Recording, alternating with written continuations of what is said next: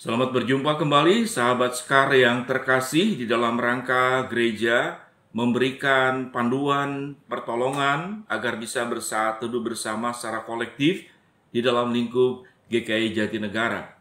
Kita akan belajar hari ini yaitu tentang kasih bentuknya bulat. Kasih bentuknya bulat. Sebelumnya mari kita berdoa terlebih dahulu. Bapa yang di dalam surga, kami ingin belajar untuk mendukung visi misi daripada GKI Jatinegara, bagaimana kami bisa mengasihi Allah dan mengasihi sesama dengan baik dan benar, dan bukan dengan cara-cara pemikiran kami. Dalam nama Tuhan Yesus kami berdoa. Amin. Shalom jemaat yang dikasihi Tuhan, baik sebagai jemaat GKI Jatinegara maupun dari berbagai gereja. Jika mendengar dan melihat tayangan video ini, semoga memberkati. Saya akan membacakan bagian firman Tuhan dalam Matius 22 ayat yang ke-37 sampai dengan ke-39. Jawab Yesus kepadanya, "Kasihilah Tuhan Allahmu dengan segenap hatimu dan dengan segenap jiwamu dan dengan segenap akal budimu. Itulah hukum yang terutama dan yang pertama. Dan hukum yang kedua yang sama dengan itu ialah kasihilah sesama manusia seperti dirimu sendiri." Jemaat yang dikasihi Tuhan, kenapa dikatakan kasih itu bentuknya bulat? Kata bulat dalam bahasa Indonesia, kalau ayat ini diartikan dengan kata bulat, itu memiliki punya makna yang sama, yaitu menggantikan kata sepenuh atau sinonim dengan kata sepenuh. Ayatnya akan berbunyi seperti demikian. Jawab Yesus kepadanya, "Kasihilah Tuhan Allahmu dengan sebulat hatimu dan dengan sebulat jiwamu dan dengan sebulat akal budimu.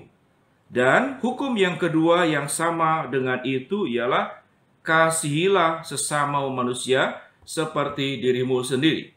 Saya merenungkan mengapa kalau orang yang totalitas dalam hidup, dalam bentuk apapun juga, itu diikuti dengan sebulat hati. Rupanya kata bulat adalah identik dengan yaitu ban. Yaitu ban yang ada di motor, yang ada di mobil, yang ada di pesawat terbang, termasuk kereta api. Ban yang bulat itu akan membuat perjalanan itu menjadi tidak ada gangguan. Perjalanan itu akan lurus tanpa ada naik turun. Tetapi kalau bentuknya tidak bulat, misalkan bentuknya segitiga atau segi empat atau cuman garis lurus, berarti tidak ada ban. Nah, kalau segitiga dan segi empat apa? Nah, kalau ban itu bentuknya segitiga dan kalau ban itu bentuknya segi empat, apa yang terjadi?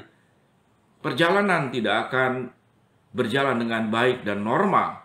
Kalau kita lihat di sini di segitiga ada 3 titik, di garis lurus ada 2 titik, di garis segi empat ada 4 titik, tapi yang bulatan cuma 1 titik. Artinya apa?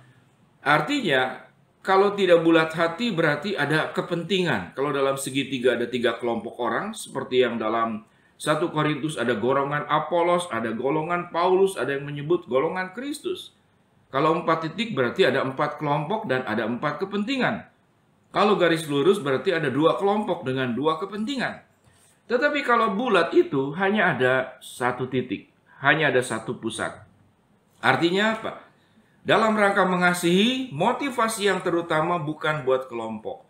Motivasi utama bukan buat diri sendiri. Tapi motivasi utama adalah seluruhnya dilakukan adalah untuk kemuliaan Allah. Untuk kemuliaan Allah. Dan kita lihat di seluruh bulatan itu tidak ada di titik. Ya, tidak ada titik. Artinya sama sekali steril daripada kepentingan pribadi.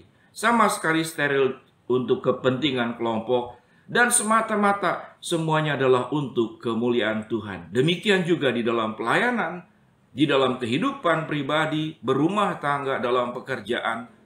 Kalau titiknya itu adalah titik yang sama. Kalau di gereja tentu adalah buat kemuliaan Tuhan. Kalau di perusahaan tentu ada visi misi perusahaan, ada visi misi sekolah atau universitas. Kalau semua elemen hanya kepada satu titik yang sama. Dan di dalam firman Tuhan dalam proses mengasihi, kita punya satu titik yang sama. Semuanya semata-mata adalah untuk kemuliaan Allah. Maka kita bisa melaksanakan apa yang firman Tuhan katakan. Saya bacakan kembali mengganti dengan kata bulat. Jawab Yesus kepadanya, "Kasihlah Tuhan Allahmu dengan sebulat hatimu, dan dengan sebulat jiwamu, dan dengan sebulat akal budimu. Dan kasihilah." Dan hukum yang kedua yang sama dengan itu adalah, "Kasihlah sesama manusia seperti dirimu sendiri." Mari kita belajar mengasihi tidak dengan bentuk segitiga, tidak bentuk dengan segi lima, atau bentuk cuman garis lurus, hanya ada dua kepentingan, tapi semata-mata hanya untuk satu titik, yaitu titik buat kemuliaan Tuhan, dan tidak ada kepentingan pribadi maupun kelompok. Mari kita berdoa.